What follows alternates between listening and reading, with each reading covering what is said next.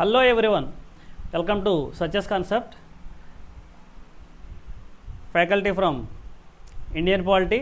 My name is A. Venkatramana. మనకి త్వరలో 30 రోజుల్లో కానిస్టేబుల్ మెయిన్స్ ఎగ్జామ్ అనేది ఉంది.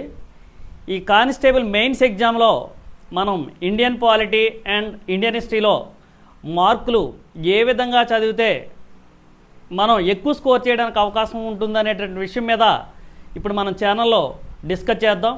అలాగే మనకి ఈ కానిస్టేబుల్ మెయిన్స్ ఎగ్జామ్లో ఇండియన్ పాలిటీలో మనకి ఏ టాపిక్ నుంచి గతంలో జరిగినటువంటి 2016 కానివ్వండి, 2017 కానివ్వండి, 2019 కానివ్వండి, 2023 కానివ్వండి, గతంలో జరిగినటువంటి ఎగ్జామ్స్లో ఏ టాపిక్ నుంచి ఎన్ని క్వశ్చన్స్ వచ్చాయి, అలాగే ఆ టాపిక్ని మనం ఏ విధంగా చదవాలి, ఏ విధంగా చదివితే మనం ఎక్కువ స్కోర్ చేయడానికి అవకాశం ఉంటుంది అన్నటువంటి విషయాన్ని మనం ఇప్పుడు డిస్కస్ చేద్దాం. అలాగే మనకి ఇండియన్ పాలిటీలో ఉన్నటువంటి టాపిక్స్లో మనం చూసుకున్నట్లయితే భారత రాజ్యాంగ చారిత్రక నేపథ్యం, భారత రాజ్యాంగ చారిత్రక నేపథ్యం అంటే మనకి ఈ టాపిక్లో బ్రిటిష్ వారు చేసినటువంటి చట్టాలు. మనం జనరల్గా హిస్టరీలో మోడర్న్ హిస్టరీలో ఉన్నటువంటి చివరి టాపిక్కి మన భారత రాజ్యాంగ చారిత్రక నేపథ్యం అనేటటువంటి టాపిక్ లింక్ అయి ఉంటుందండి. ఎందుకంటే మనకి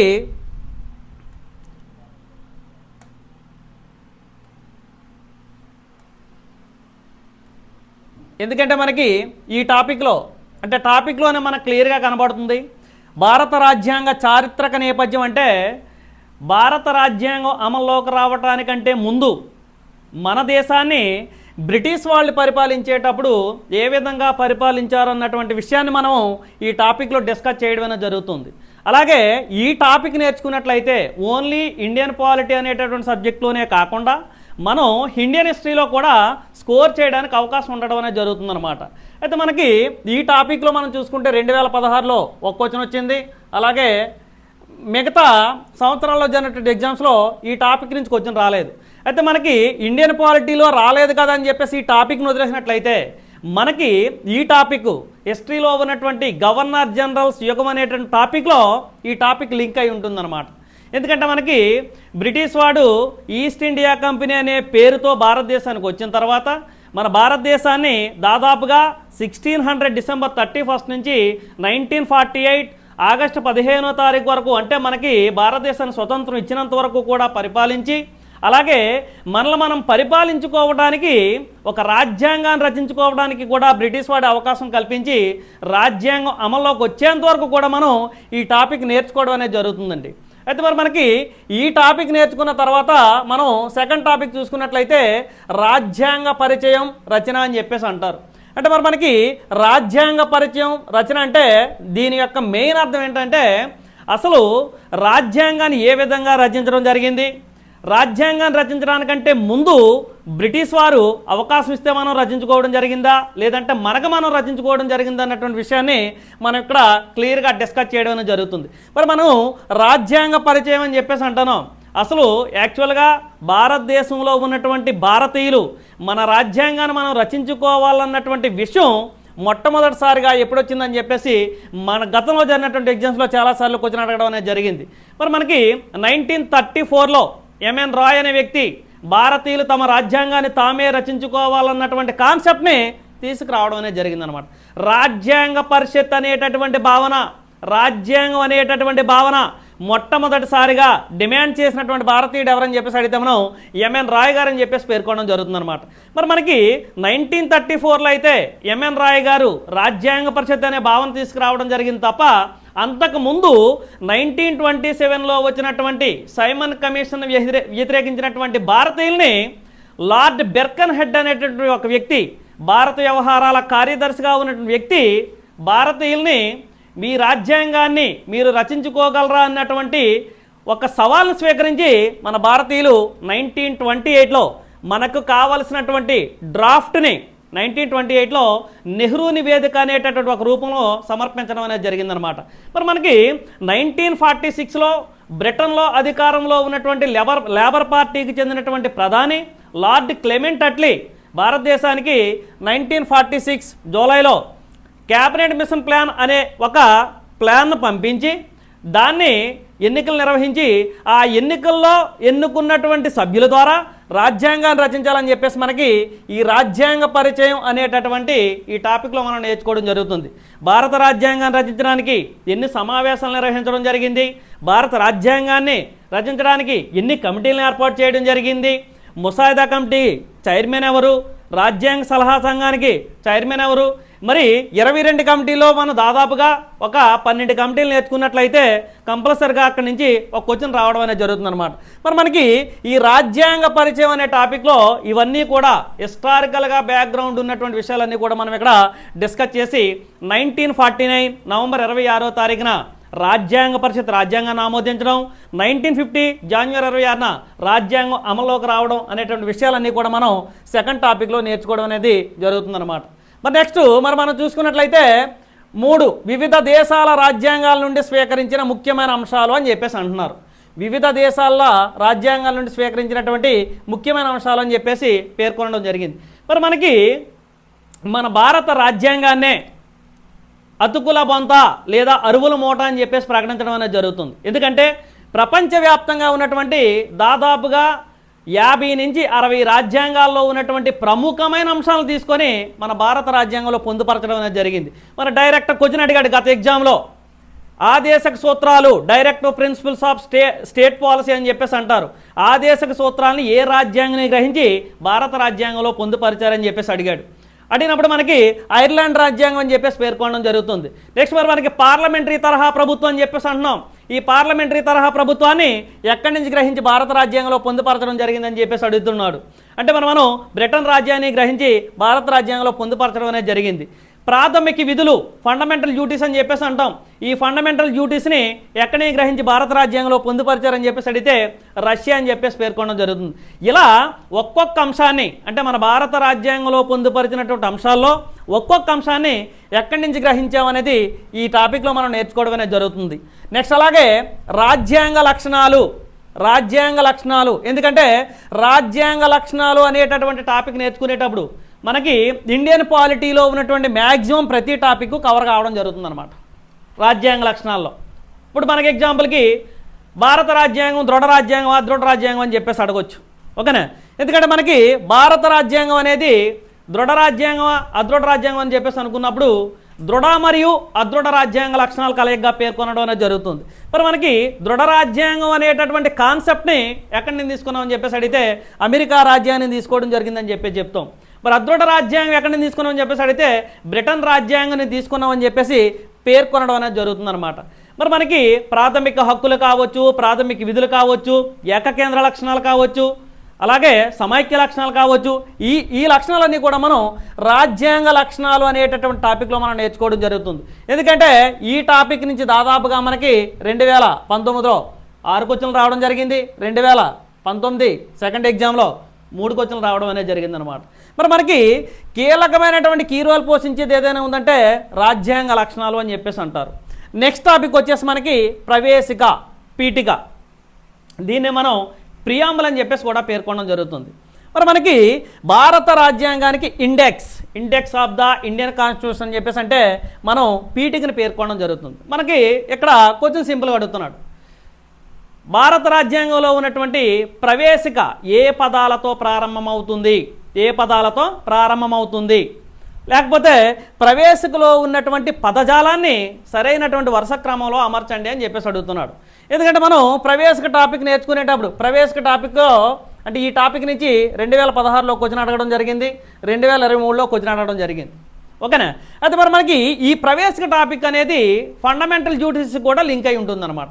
ప్రవేశిక అనగా లేకపోతే పీఠిక అనగా లేకపోతే ఉపోద్ఘాతం అనగా, ఎందుకంటే ఇంగ్లీష్లో అయితే ప్రియాంబుల్ అని చెప్పేసి పిలుస్తాం, తెలుగులో ఈ ప్రవేశిక చాలా పేర్లు ఉండడం అనేది జరిగిందనమాట. మరి మనకి ఈ ప్రవేశిక ఎలా ప్రారంభం అవుతుందంటే భారతదేశ ప్రజలమైన మేము సర్వసత్తాక సామ్యవాద లౌకిక ప్రజాస్వామ్య గణతంత్ర రాజ్యంగా మాకు మేము భావ ప్రకటనలో కానీ ఆలోచన విధానంలో కానీ ఆర్థిక సాంఘిక రాజకీయ న్యాయాన్ని పాటిస్తూ మాకు మేమే సమర్పించుకుంటున్నామని చెప్పేసి 1949 నవంబర్ 26వ తారీఖున దీన్ని సమర్పిస్తే 1950 జనవరి 26వ తారీఖున ఇది అమల్లోకి రావడం అనేది జరిగిందనమాట. నెక్స్ట్ టాపిక్ మనం చూసుకున్నట్లయితే పౌరసత్వం, సిటిజన్షిప్. ఎందుకంటే మనకి ఈ సిటిజన్షిప్ అనేటటువంటి కాన్సెప్ట్ని మనం బ్రిటన్ నుంచి గ్రహించి భారత రాజ్యాంగంలో పొందుపరచడం అనేది జరిగిందనమాట. మరి మనకి 2019లో ఒక చట్టాన్ని తీసుకొచ్చారు, సిటిజన్షిప్ అమెండ్మెంట్ యాక్ట్ అని చెప్పేసి. మరి ఆ చట్టంలో ఉన్నటువంటి అంశాలు ఏంటి, ఆ చట్టంలో ఉన్న అంశాల మీద మనకి క్వశ్చన్లు గతంలో అడగడం జరిగింది. ఓకేనా, మరలా కూడా అడగడానికి అవకాశం ఉంటుంది కాబట్టి ఈ టాపిక్ని మనం చూసుకోవాలి.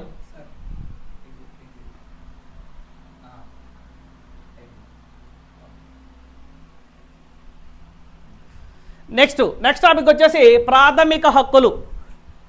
నెక్స్ట్ టాపిక్ వచ్చేసి ప్రాథమిక హక్కులు.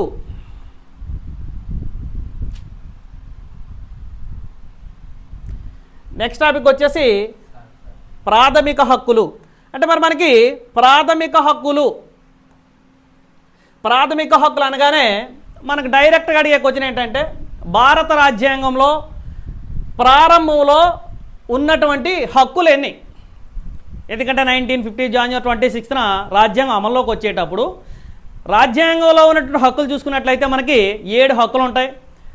నెక్స్ట్ 44వ రాజ్యాంగ సవరణ ద్వారా మొరార్జీ దేశాయ్ గారు ప్రధానమంత్రిగా ఉన్నప్పుడు 1978లో ఈ 7 హక్కుల్లో ఆస్తి హక్కుని ప్రాథమిక హక్కులు అనేటటువంటి జాబితా నుంచి తొలగించి మనకు 12వ భాగంలో కేంద్ర రాష్ట్ర ఆర్థిక సంబంధాల్లో 31లో ఉన్నటువంటి ఆర్టికల్ని తీసుకెళ్ళి 300Aలో పొందుపరచడం అనేది జరిగిందనమాట.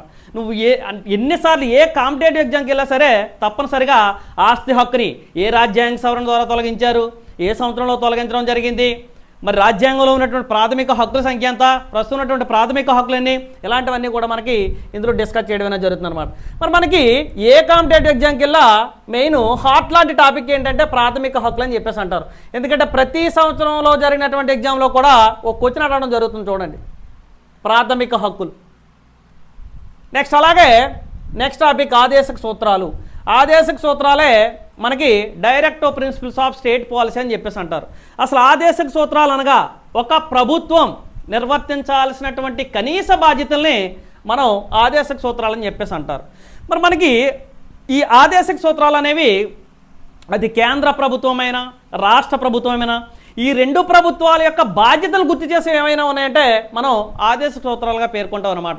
ఆదేశక సూత్రాలు లేదా నిర్దేశక నియమాలు అని చెప్పేసి అంటారు. ఎందుకంటే ఆదేశక సూత్రాలు లేదా నిర్దేశక నియమాలు అనే టాపిక్ మనకి కరెంట్కి కూడా లింక్ అయి ఉండడం అనేది జరుగుతుంది. ఎందుకంటే యూనిఫామ్ సివిల్ కోడ్ ఉంది. యూనిఫామ్ సివిల్ కోడ్ అనేది ఇప్పుడు ప్రతి కాంపిటేటివ్ ఎగ్జామ్లో కూడా మనం ఫోకస్ చేయడం అనేది జరుగుతుంది. ఈ యూనిఫామ్ సివిల్ కోడ్ అనేది ఎందుకంటే వివాహ బంధమైన విడిపోయేటటువంటి విధానమైనా సరే దేశం మొత్తం మీద ఒకే విధానం ఉంటే దాన్ని మనం యూనిఫామ్ సివిల్ కోడ్ అని చెప్పేసి అంటారు. మనకు రాజ్యాంగంలో ఆదేశక సూత్రాల్లో 44వ ఆర్టికల్లో పొందుపరచడం అనేది జరిగింది. నెక్స్ట్ అలాగే ఆర్టికల్ 40 భారతదేశంలో ఉన్నటువంటి పంచాయతీరాజ్ విధానాన్ని పొందుపరిచినటువంటి ఆర్టికల్ ఏదైనా ఉందంటే ఆర్టికల్ 40.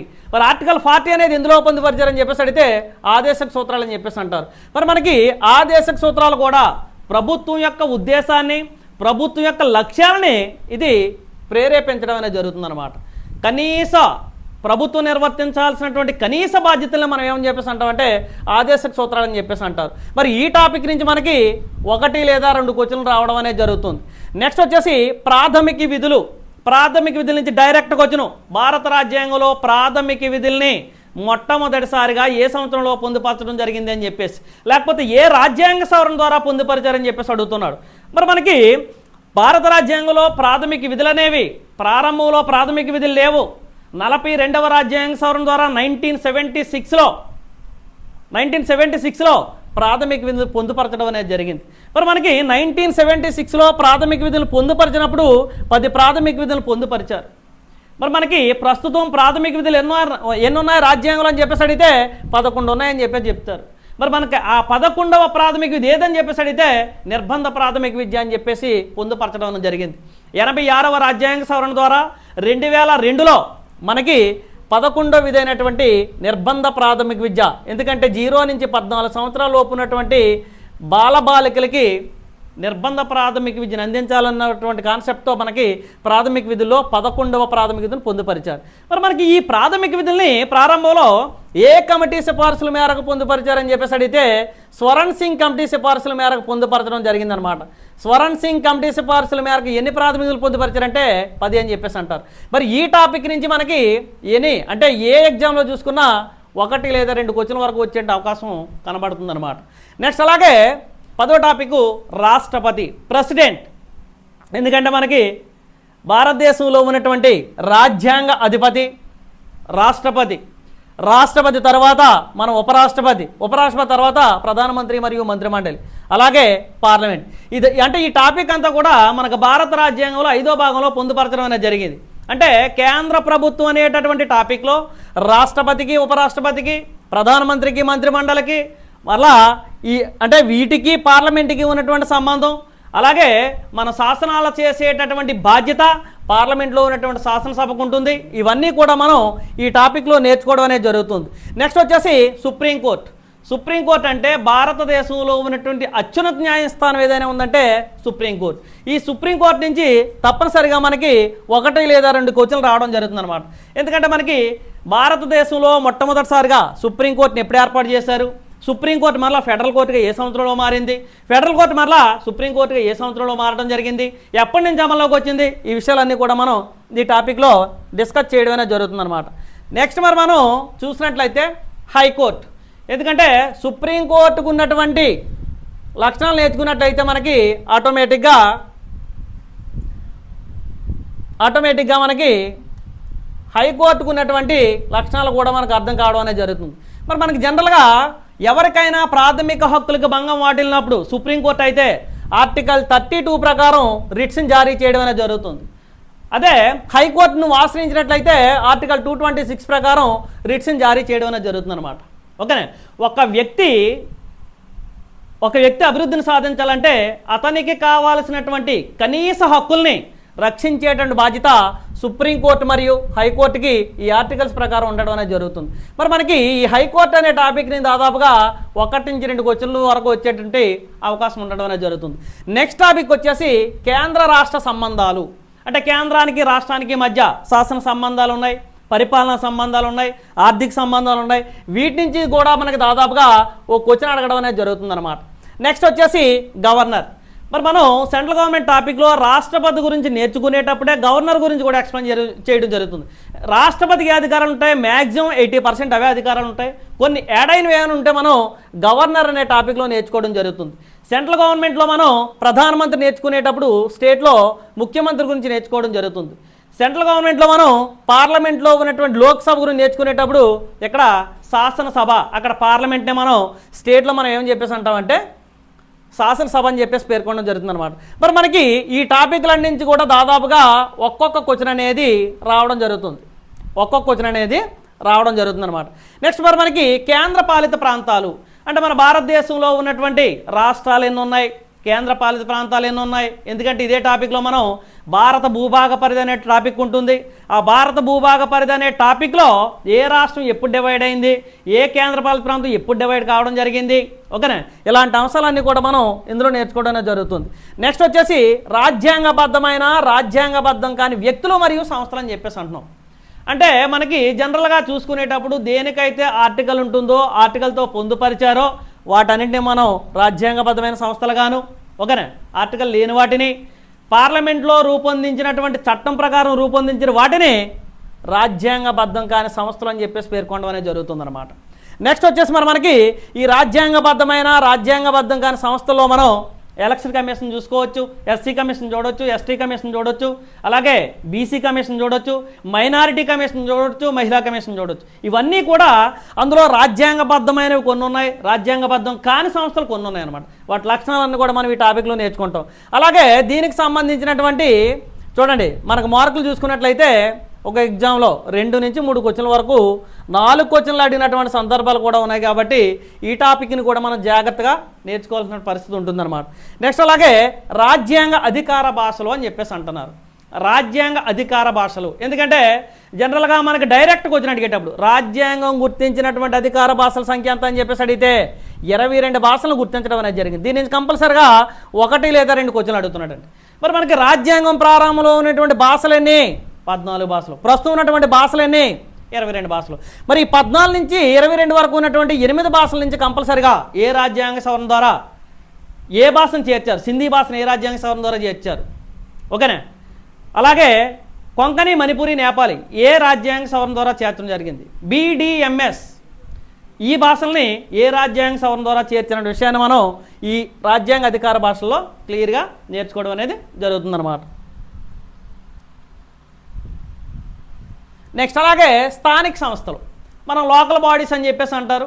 ఈ లోకల్ బాడీస్ అనేటువంటి టాపిక్లో చూసుకునేటప్పుడు మనం రాజ్యాంగంలో ఏ భాగంలో పొందుపరిచారు, ఏ షెడ్యూల్లో పొందుపరిచారు, ఏ ఆర్టికల్లో పొందుపరిచారు, అసలు స్థానిక సంస్థలకి పితామహుడిగా లార్డ్ రిప్పన్ అనే వ్యక్తిని పేర్కొంటారు. లార్డ్ రిప్పన్ని పేర్కొనడానికి గల కారణం ఏంటి? అలాగే ఈ స్థానిక సంస్థల నుంచి మనం గతంలో జరిగినటువంటి ఎగ్జామ్స్లో మనకి 1 లేదా 2 క్వశ్చన్ల వరకు వచ్చే అవకాశం ఉంది. కాబట్టి స్థానిక సంస్థలు అనే టాపిక్లో మనం గ్రామ పంచాయతీకి ఉన్నటువంటి అధికారాలు కానీ, మండల పరిషత్కు ఉన్నటువంటి అధికారాలు కానీ, జిల్లా పరిషత్కు ఉన్నటువంటి అధికారాలు కానీ, ఈ ఓన్లీ గ్రామ స్థాయిలో ఉన్నటువంటి స్థానిక సంస్థలు, పట్టణ స్థాయిలో కూడా ఉన్నాయి, నగర పంచాయతీ, మున్సిపాలిటీ, మున్సిపల్ కార్పొరేషన్, వీటికి ఉన్నటువంటి అధికారాల విధులన్నీ చూసుకున్నట్లయితే మనకి స్థానిక సంస్థలు అనే టాపిక్ కంప్లీట్ అవ్వడం జరుగుతుందన్నమాట. నెక్స్ట్ మరి మనకి రాజ్యాంగ సవరణలు అని చెప్పేసి అంటున్నారు. చూడండి, రాజ్యాంగ సవరణలు. మరి మనకి భారత రాజ్యాంగంలో ఇప్పటి వరకు దాదాపుగా మనకి 100కు పైగా రాజ్యాంగ సవరణలు జరిగాయి. 100కు పైగా రాజ్యాంగ సవరణలు జరిగాయి. మరి మనకి రాజ్యాంగ సవరణలు దాదాపుగా 1 క్వశ్చన్ వరకు రావడానికి అవకాశం ఉంటుంది. 1వ రాజ్యాంగ సవరణ నుంచి చివరిగా జరిగినటువంటి 106వ రాజ్యాంగ సవరణ వరకు కూడా మనం ఇక్కడ డిస్కస్ చేయడం అనేది జరుగుతుంది. నెక్స్ట్ లాస్ట్ టాపిక్ అధికరణలు భాగాలు అని చెప్పేసి అంటున్నారు. అధికరణలు భాగాలంటే భారత రాజ్యాంగం అనేది ప్రపంచంలోనే సుదీర్ఘమైనటువంటి అతిపెద్ద లిఖిత రాజ్యాంగంగా పేర్కొంటారు. ఎందుకంటే లిఖించినటువంటి రాజ్యాంగంలో పెద్ద ఏదైనా ఉందంటే భారత రాజ్యాంగం. ఎందుకంటామంటే మనకి భారత రాజ్యాంగంలో దాదాపుగా 395 ఆర్టికల్స్ ఉన్నాయి. అలాగే 25 భాగాలు ఉన్నాయి. 25 భాగాలు ఉన్నాయి. ఎందుకంటే సబ్భాగాలతో కలిపి 25 భాగాలు ఉన్నాయి. మరి మనకి ఇలా భారత రాజ్యాంగంలో ఆర్టికల్స్ కానీ భాగాలు కానీ ఏ రాజ్యాంగంలో లేదు. కాబట్టి ప్రపంచంలోనే లిఖించినటువంటి రాజ్యాంగాల్లో అతిపెద్ద లిఖిత రాజ్యాంగంగా దేని పేర్కొంటామని చెప్పేసి అడిగితే మనం భారత రాజ్యాంగంగా పేర్కొనడం జరుగుతుందన్నమాట. మరి మనకి ఇక్కడ భాగాలు చూసుకునేటప్పుడు ఏ భాగంలో ఏ పొందుపరిచారు, అధికారులు చూసుకునేటప్పుడు ఏ అధికారంలో దేన్ని పొందుపరిచారు అన్నటువంటి విషయాన్ని మనం క్లియర్గా ఈ టాపిక్లో డిస్కస్ చేయడం అనేది జరుగుతుంది.